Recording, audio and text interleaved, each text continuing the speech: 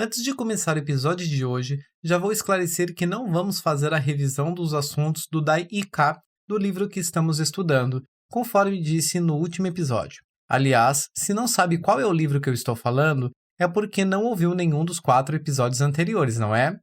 Então, sugiro que pare aqui e ouça pelo menos o primeiro episódio para se situar. Agora, se já sabe do que estamos falando, vamos começar. Bem-vindo ao Tanoshi Nihongo Podcast, o podcast dedicado a você, que assim como eu, quer estudar o japonês por completo. Sorede issho ni benkyou shimashou!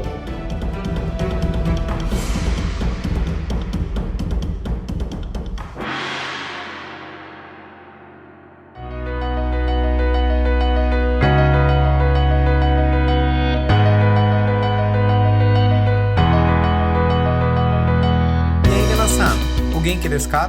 Bokumo, genki desu yo. Estamos já no nosso 5º episódio e, como eu disse, antes de fazer uma revisão dos assuntos que foram abordados até aqui, vou falar da terceira forma de escrita que ainda não foi apresentada, que é o kanji.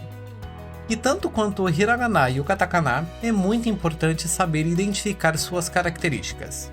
Hoje vamos desenvolver mais um aspecto conceitual dessa forma de escrita e alguns métodos para poder identificá-la mais facilmente nas frases.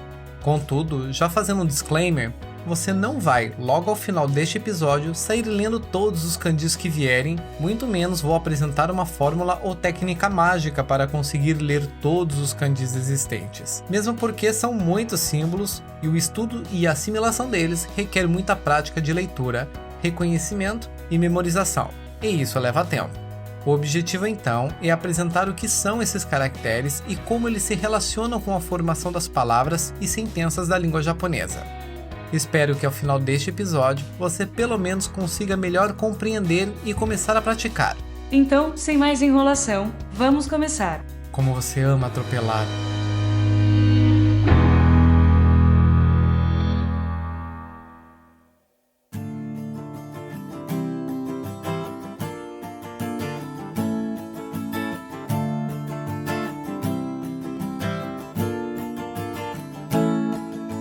Vamos começar pelo conceito mais básico possível, que vem através da simples pergunta: o que é kanji? Mas até antes de falar do que é interessante saber de onde ele se originou. Isso porque o kanji não é uma forma de escrita originalmente japonesa, e sim chinesa, visto que foi importado pelo Japão por volta do século IV. Agora, falando bem resumidamente, até porque se for pesquisar na internet você vai achar um detalhamento muito maior e, portanto, vamos poupar tempo e ir direto ao que interessa. Os kanjis são caracteres utilizados na língua japonesa para descrever principalmente ideias, que são incorporadas à forma de escrita das palavras. E diferentemente dos silabários hiragana e katakana, que são caracteres que apenas descrevem os fonemas das sílabas, ou seja, representam graficamente o som, que já discutimos no 2º episódio, o kanji transmite o significado de uma palavra inteira, por exemplo. E por este motivo, ele também é chamado de ideograma. Podemos fazer um paralelo com os hieróglifos do Antigo Egito, que eram símbolos usados para descrever as situações do cotidiano da época. E o kanji na China também nasceu com esse propósito, e depois foi evoluindo até os traços que hoje existem. Já no Japão, o kanji foi adaptado ao idioma, tanto na forma de pronunciar cada símbolo, quanto na escrita das palavras japonesas, pois estes ideogramas foram combinados com o hiragana, substituindo toda ou parte das palavras que são escritas até então. Mas, novamente, por que ele define uma ideia? Como assim? Isso se dá pelo fato de cada ideograma não estar preso, podemos dizer assim, a uma única palavra ou pronúncia. Ou seja, um único kanji pode ter mais de uma pronúncia, isto é, lemos ele de formas diferentes dependendo da palavra que o ideograma compõe. Bem como um mesmo kanji pode compor várias palavras diferentes que podem ou não ter uma mesma relação de significado. Por exemplo, há kanjis que estão presentes em 2 palavras e essas palavras não têm, a princípio, um significado semelhante uma com a outra. Para ilustrar um pouco isso, vamos exercitar um pouco a nossa imaginação. Imagine que vamos recriar a língua portuguesa. Aliás, para deixar mais palpável, Pega uma folha de caderno e um lápis e escreva conforme as instruções que farei a seguir. Primeiro, imagine na sua mente um triângulo isósceles. Lembra, né, do triângulo isósceles das aulas de geometria? O que é triângulo isósceles? Eu não lembro nem o que comi no café da manhã, vou lembrar o que é isso? Seja menos pedante. Tá bom, tá bom. Triângulo isósceles é um triângulo de lados iguais. Mas esquece, vamos só pensar em um triângulo. Qual a principal característica que um triângulo tem? Pensa aí um pouco.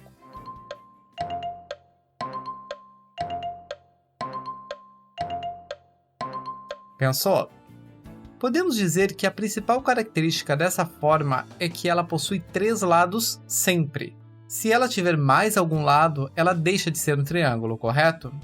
Agora, guarde esse conceito um pouco. Em seguida, escreve nessa folha que você pegou a seguinte frase: Eu comi 3 ovos hoje. Eu comi 3 ovos hoje. Mas a palavra 3 escreva por extenso, T-R-E-S.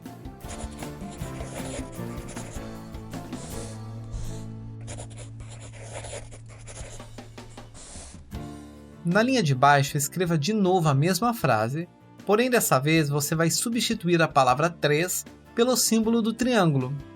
Então você vai escrever assim: Eu comi, em seguida o desenho do triângulo, ovos hoje.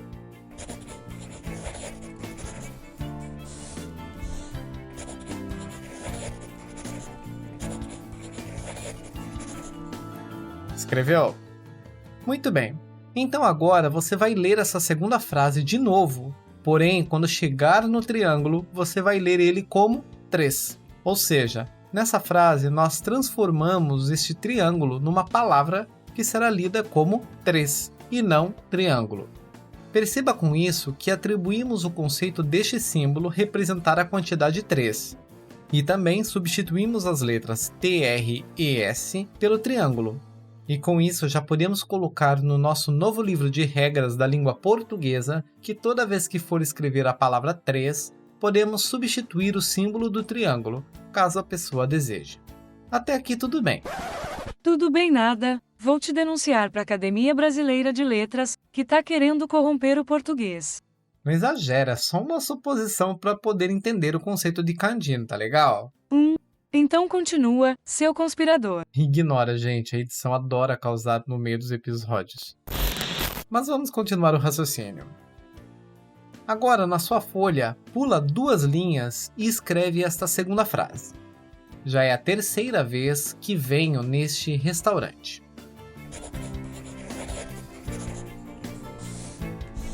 E na linha de baixo escreve de novo essa frase, mas dessa vez você trocará as 4 primeiras letras da palavra terceira, que é o T, o E, o R e o C, pelo símbolo do triângulo. Aí você terá um triângulo seguido das letras E, I, R, A, eira. Então a frase vai ficar assim: já é a, símbolo do triângulo, eira vez que venho neste restaurante. Mas do mesmo modo, quando for ler esse triângulo eira, você lerá terceira.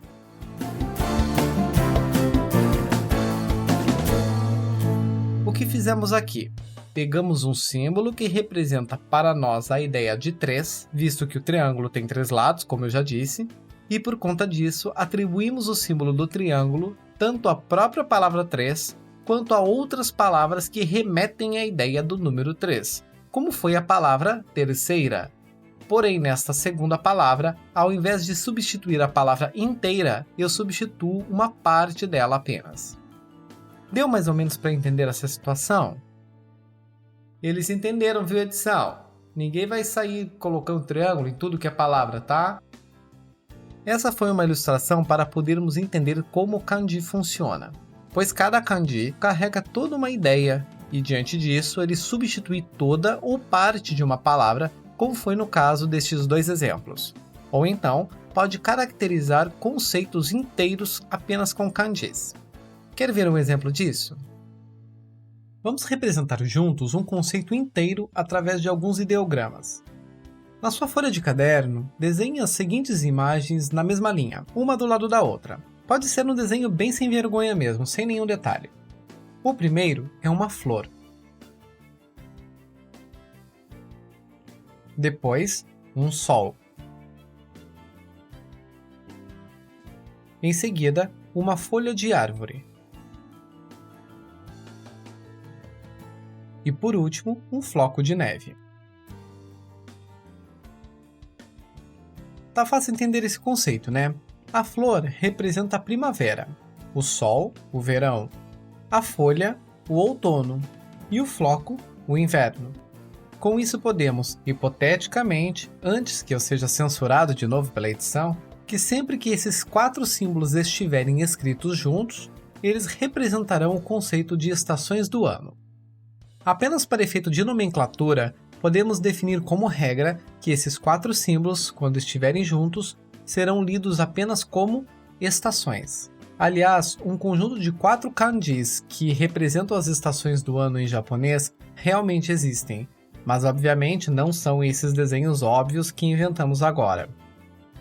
Caso eu não tenha conseguido visualizar bem essa ideia, vai na descrição deste episódio e faz o download do material de apoio, no qual está demonstrado esse conceito. Concluímos então que o kanji é um símbolo ou um conjunto de símbolos que representam ideias, gerais ou específicas, e que suas leituras, ou seja, a forma como pronunciamos o ideograma, pode mudar de acordo com a palavra que ele representa ou compõe.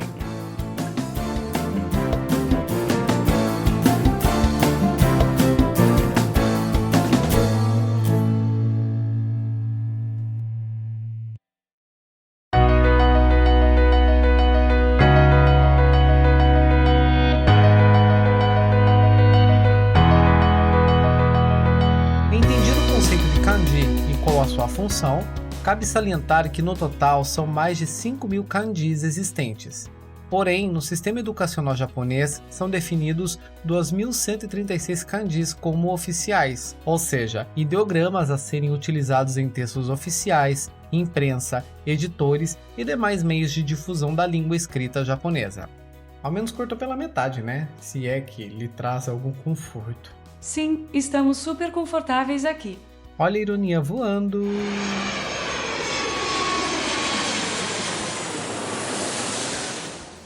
Os japoneses aprendem essa quantidade de kanjis ao longo de toda a educação formal, sendo os primeiros 1.026 kanjis durante a educação primária e os outros 1.100 até o final do ensino médio.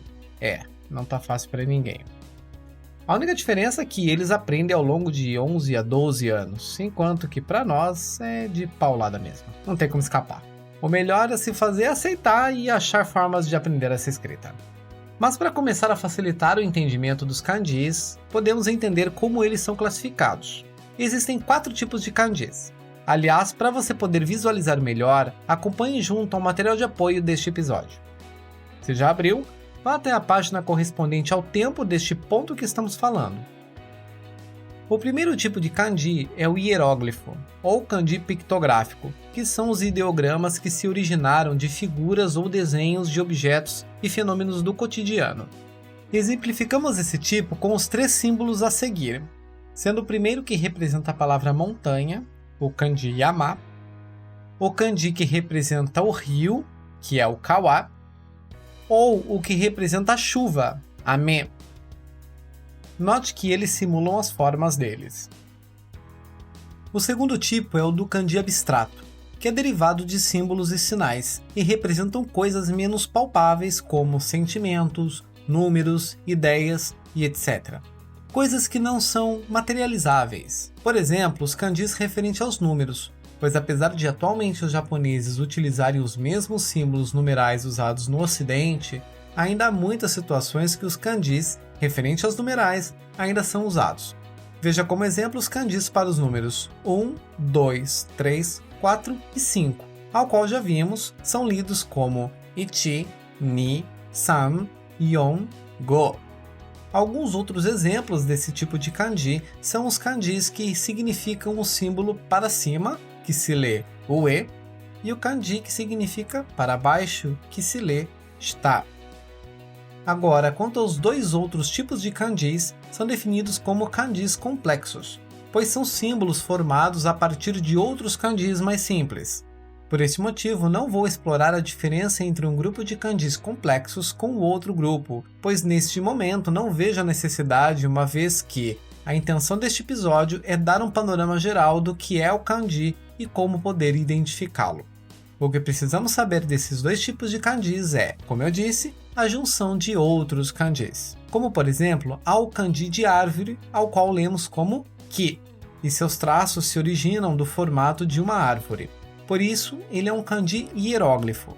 Porém, há o kanji hayashi, que significa bosque, ao qual perceba que é o kanji de árvore escrito 2 vezes. Outro exemplo é o kanji que representa a ideia de akarui, que significa brilhante ou claro, e é a junção dos kanjis de sol e lua. Estima-se que cerca de 2/3 de todos os kanjis são do tipo complexo, isto é, que são compostos por outros kanjis. Porém, a maioria dessas junções são feitas a partir de kanjis básicos, que são aprendidos logo no início, o que reforça que aprender bem os kanjis básicos facilitará a identificação desses kanjis complexos. Fica a dica.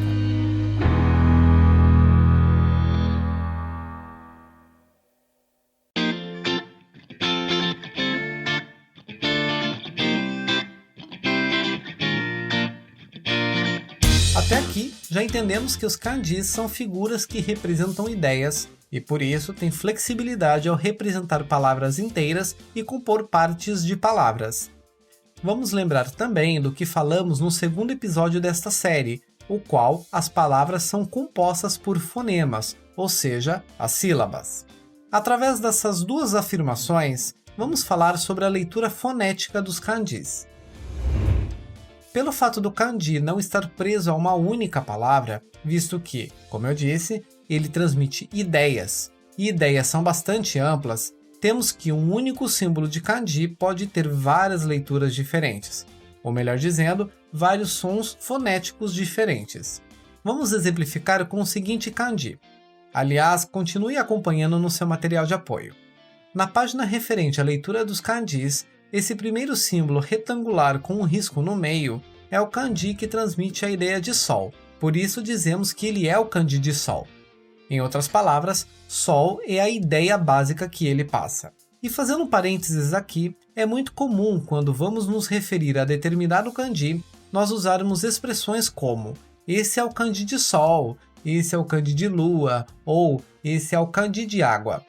Isso quer dizer que o kanji tem uma ideia básica geral atrelada a ele, ou uma ideia raiz, mesmo ele estando dentro de uma palavra que, a princípio, não tenha grande relação com a ideia raiz desse kanji. Esse parênteses é somente para ilustrar como costumamos nos referir aos kanjis.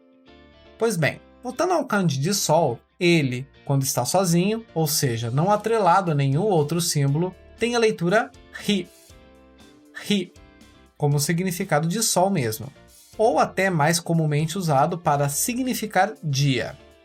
Podemos até facilmente entender por que as associações entre dia e sol, não é mesmo?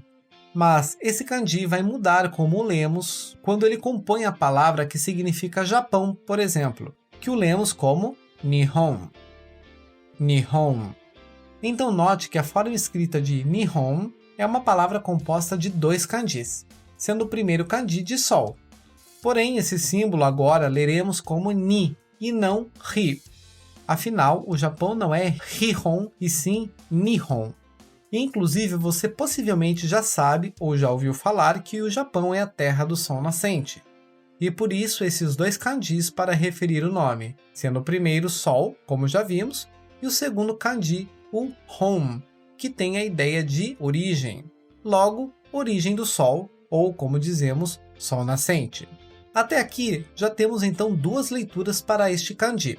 A primeira, Ri, para sol, e quando ele compõe a palavra Japão, tem a leitura Ni, tornando-se Nihon.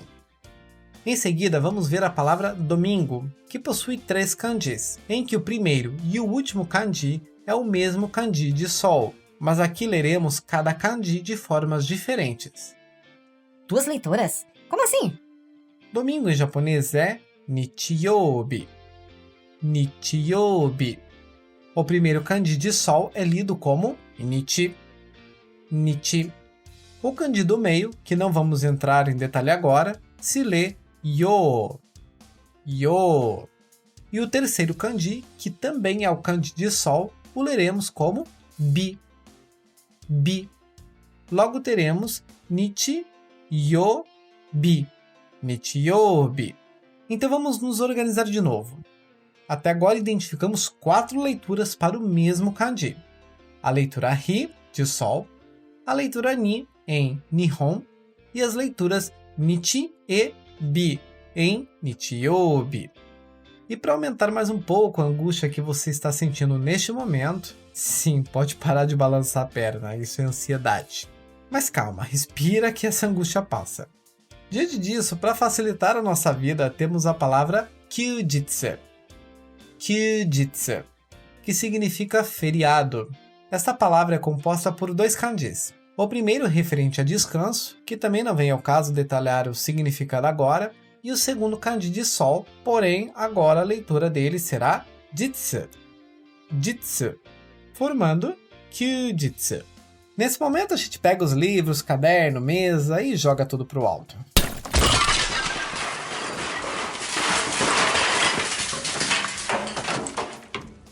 Mas depois de passar essa fúria toda, podemos concluir o seguinte ponto.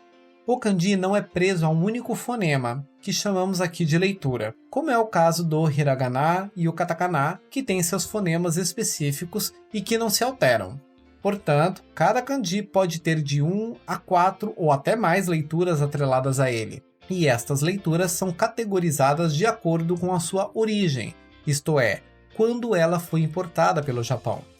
As categorias são 2, a leitura on e a leitura kun. A leitura on é a pronúncia dos kanjis baseada na leitura chinesa, porém na época em que os kanjis foram importados pelo Japão. Já enfatizo isso, pois não é saber ler os kanjis que conseguiremos de bônus aprender o mandarim, pois são 2 línguas completamente distintas uma da outra.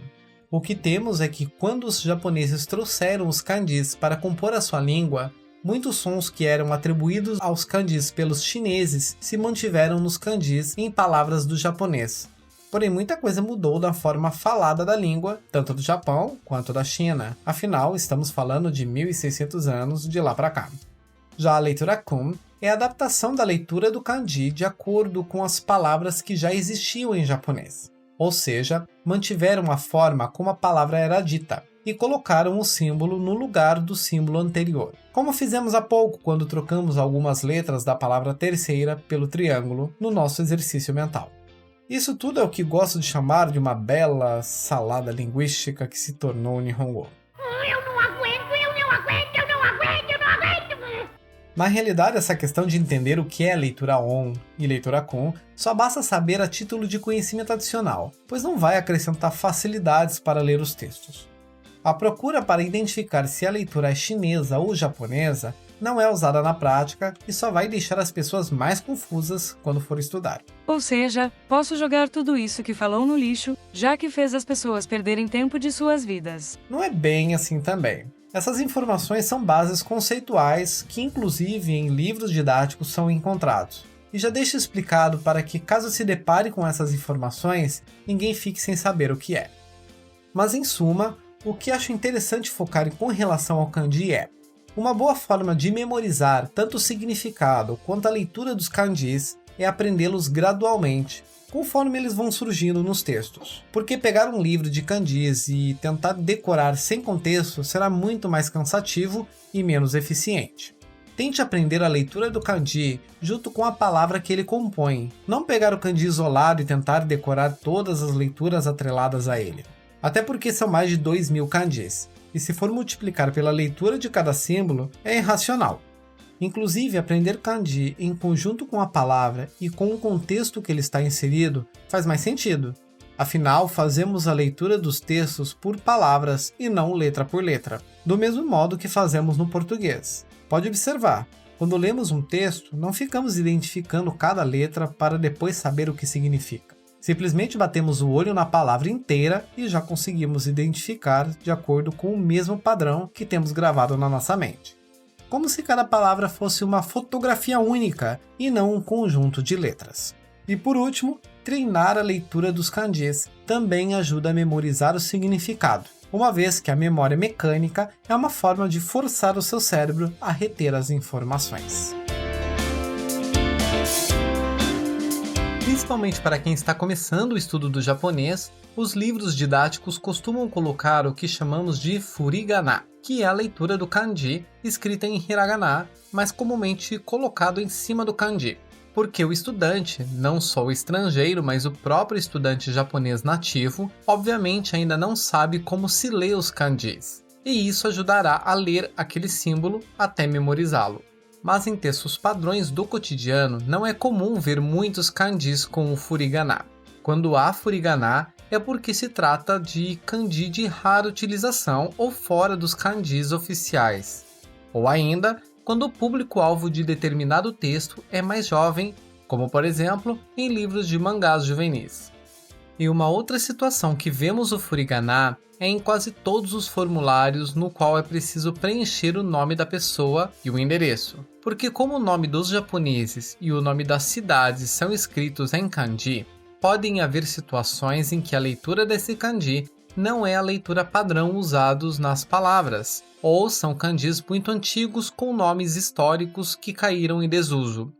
Então, para evitar confusão na hora de pronunciar o nome da pessoa ou da cidade, sempre haverá o campo para inserir o furigana em cima do kanji. Logo, o furigana é um parceiro e tanto durante os estudos.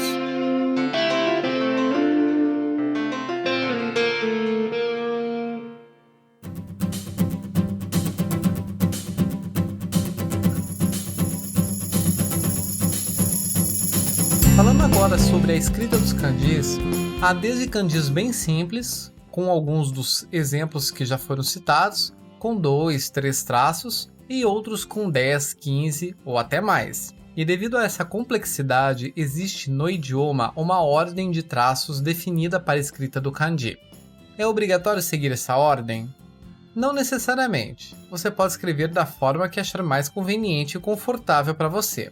Mas a ordem que se tem estabelecida facilita a escrita dos ideogramas e evita que façamos traços errados, visto que, dependendo do símbolo que você estiver escrevendo, alguns traços feitos diferentes podem alterar o significado do kanji.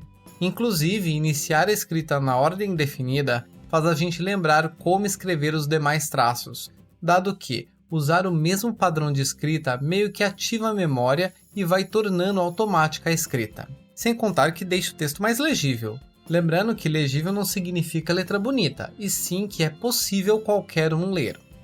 A ordem de escrita dos kanjis segue 3 etapas básicas. Acompanhe com a ilustração do material de apoio. A primeira é a escrita das linhas horizontais, da esquerda para a direita. A segunda é de cima para baixo. E a terceira é a chamada escrita em quadrado. Nesta, inicia-se fazendo uma linha de cima para baixo. Em seguida, escreve uma segunda linha horizontal a partir da ponta de cima da primeira linha que foi feita. E sem tirar o lápis do papel, já faz uma linha vertical paralela à linha anterior. E por último, finaliza escrevendo a linha de baixo, ligando essas 2 linhas verticais, formando assim um quadrado. Se você ouviu sem olhar o material de apoio e entendeu só pela explicação, parabéns, você tirou 10 em geometria.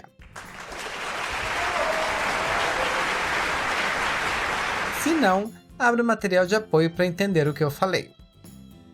E aliás, essa escrita em quadrado é muito utilizada, pois há vários kanjis que contêm esse formato básico.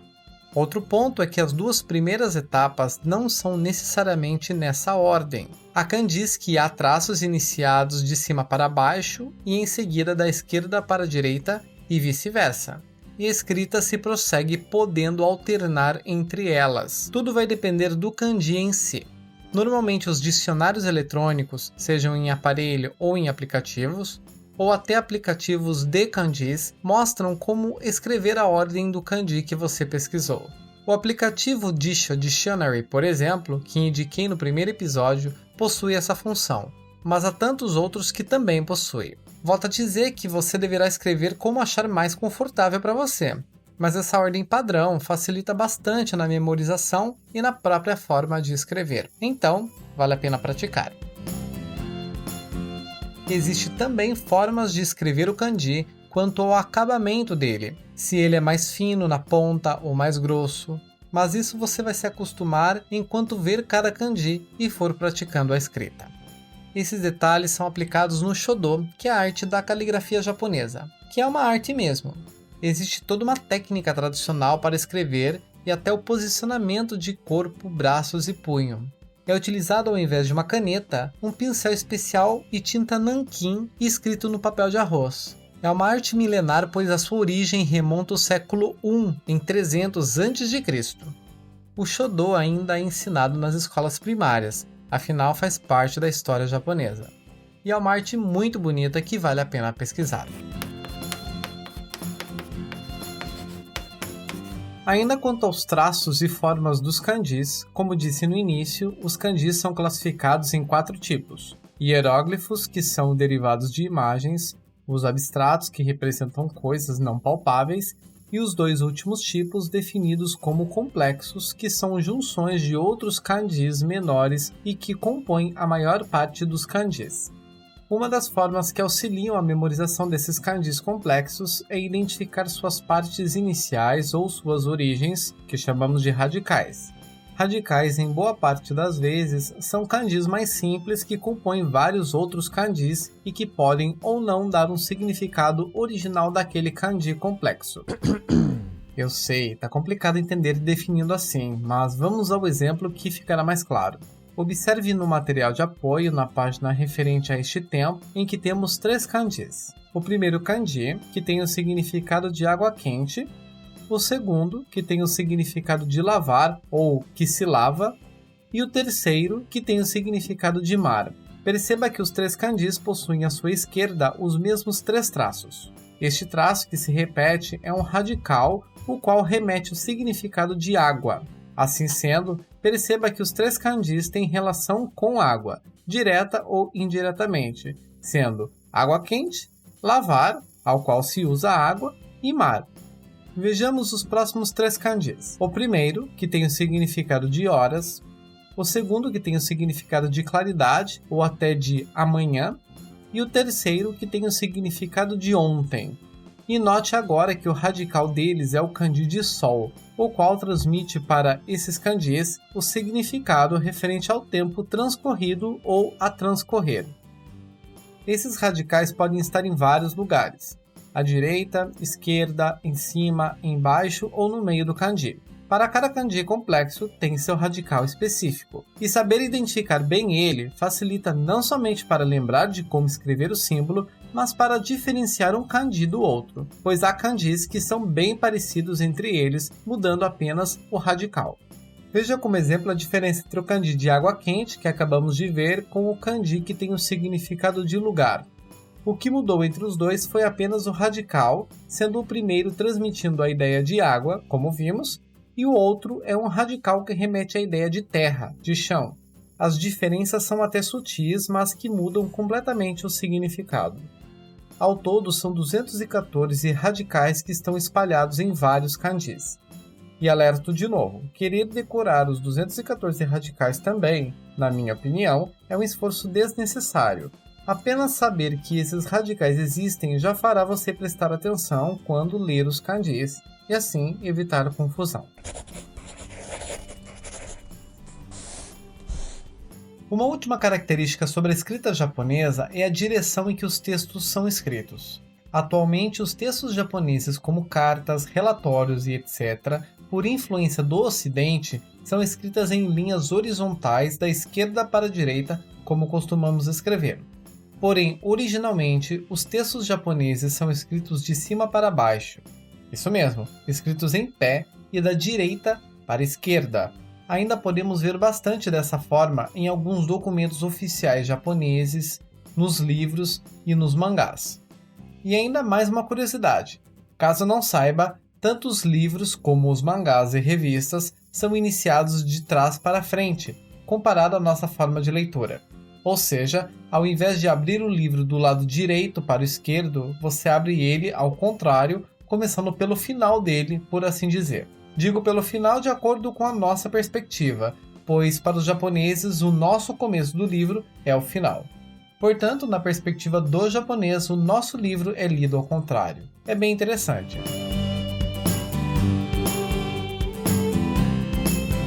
E por quais kanjis devo começar a aprender ou memorizar?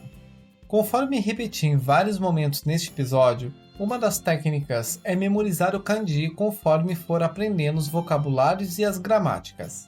E além de escrevê-los dentro das frases dadas em exercícios, também separar algumas folhas para reproduzir algumas vezes apenas os kanjis para treinar a ordem dos traços.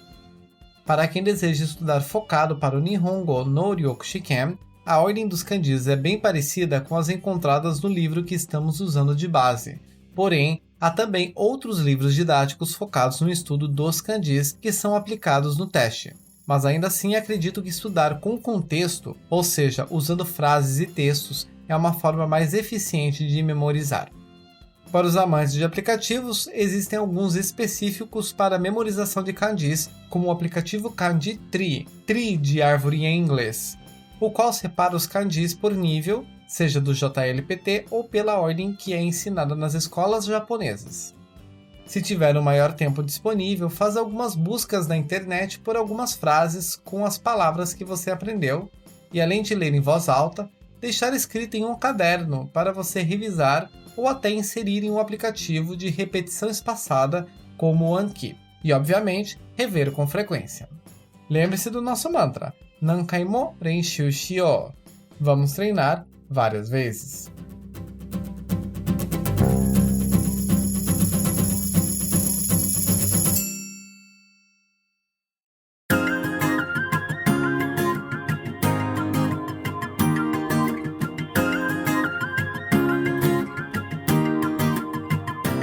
Muito bem, esse foi o conteúdo deste episódio. Espero que tenha esclarecido o panorama geral dessa forma de escrita e desmistificando algumas dúvidas. Volto a dizer que esta é uma forma de escrita que parece complexa, mas aos poucos a gente vai se acostumando e conseguindo fazer as conexões com seus significados. E depois vai ficando mais fácil. Mas para isso ser possível é necessário empenho, treino, prática e revisão. Olhar uma única vez e deixar de lado não será eficiente para o seu aprendizado. Por isso, ganbatte kudasai!